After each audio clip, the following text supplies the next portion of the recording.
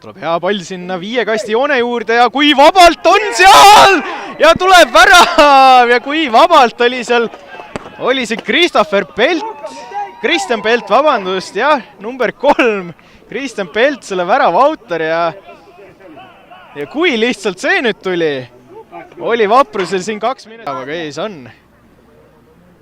Kui nüüd järjekordne nurgalöök, Palumets annab ja tuleb jälle Pelt ja tuleb Pelt 2-0 Paidele ja 16 minutiga noor keskkaitse Pelt on 2 väravat juba löönud ja Paide on 2-0 ees.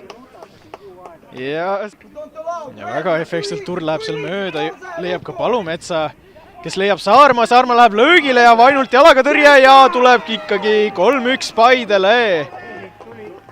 Ja kiidab seal saaks Saarmat, aga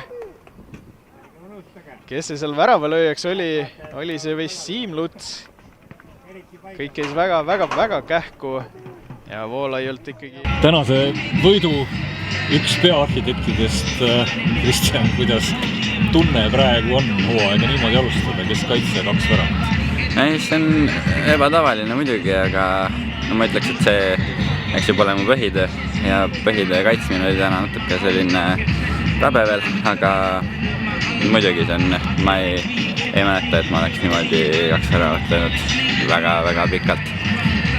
Esimesel poolajal Pärnu, kui tuli kõrgemale, siis oli meil tagasi Sibinate päris oma jagu. Esimese mängu ärevus?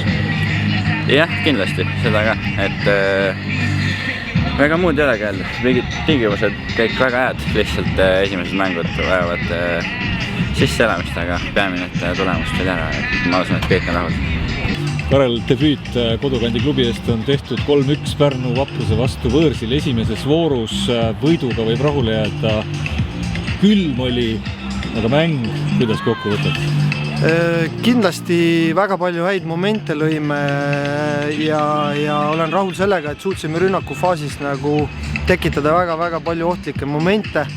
Nende realiseerimisega tõenäoliselt ongi elu lõpuni tuleb vaeva näha, et jätkame sellega ja kindlasti vaatame üle ka oma sellised kaitsetegevused, peame need paremaks saama. 3 punkti on alati kõige tähtsam, ükskõik mis mängupildiga, ükskõik millisest mänguvoorust, et mina olen tänase esitusega rahul, sest Pärnu on kindlasti kõvem võistkond, kui seda nad olid eelmisel hooajal.